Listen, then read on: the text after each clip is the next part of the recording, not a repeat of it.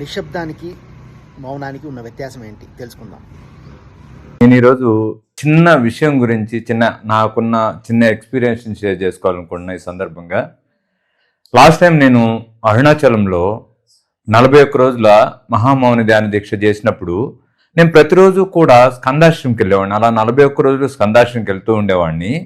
ఆ వెళుతున్న క్రమంలో ప్రతిరోజు కూడా ఆ స్కందాశ్రమంలో ఒక బోర్డు పెట్టుండేది, సైలెన్స్ ప్లీజ్, నిశ్శబ్దాన్ని పాటించండి అని చెప్పేసి.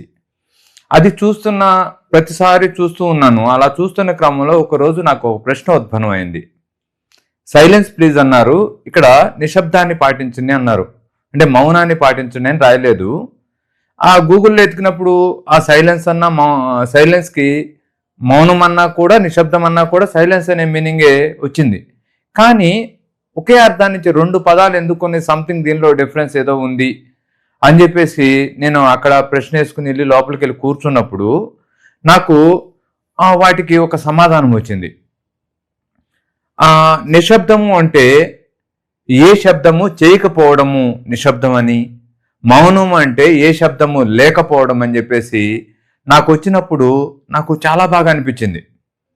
ఒక సాధారణ వ్యక్తి తన లోపల గందరగోళంగా ఉన్నప్పుడు ఆ యొక్క ప్రదేశంలో నిశ్శబ్దంగా ఉండడానికి ప్రయత్నం చేయాలి.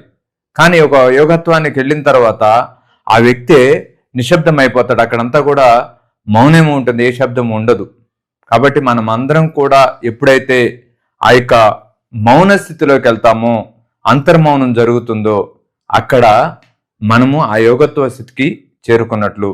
ఆ స్థితికి చేరుకోవడం కోసమే మనము ఈ ప్రయత్నం చేయాలి. మరి అరుణాచలంలో ఉన్న రమణ మహర్షి కూడా ఆ యొక్క ప్రయత్నమే చేశాడు. బాహ్య మౌనాన్ని, నిశ్శబ్దంగా ఉండడానికి ఆయన ప్రయత్నం చేయలేదు.